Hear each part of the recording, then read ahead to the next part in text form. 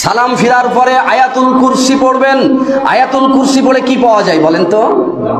প্রত্যেক ফরজ সালাতের পরে যে আয়াতুল কুরসি পড়ে জান্নাতে যেতে তার কোনো বাধা নেই। বাধা একটি, সেটা হলো মৃত্যু।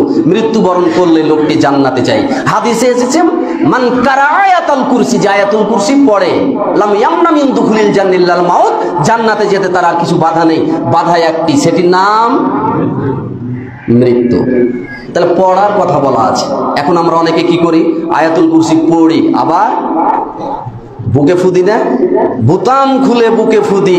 এই বুকে ফুদার আমল কোথা থেকে এলো বের করতে হবে।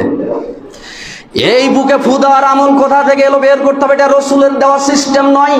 যখনই আমি বুকে ফু দিয়েছি সঙ্গে সঙ্গে আমার ইবাদত চেঞ্জ হয়ে গেছে, রসুলকে অপমান করা হয়েছে। যার কারণে এটা দেখতে সৎ আমল মনে হলেও এটা আর সৎ আমল নয়, এটাই হয়ে গেছে অসৎ আমল, জাহান্নামে যাওয়ার আমল। বুঝতে পেরেছেন? কারণ রসুলের ইবাদতের যে একটা সিস্টেম, এটাকে আমি চেঞ্জ করলাম। এই জন্য খুব সাবধান। কত বেশি ইবাদত করেছি এটি বড় কথা নয়, ইবাদতটি কত রসুলের তরিকায় সুন্দরভাবে করেছি সেটা কম হলেও সেটি হলো বড় কথা, সেটি হলো বড় কথা।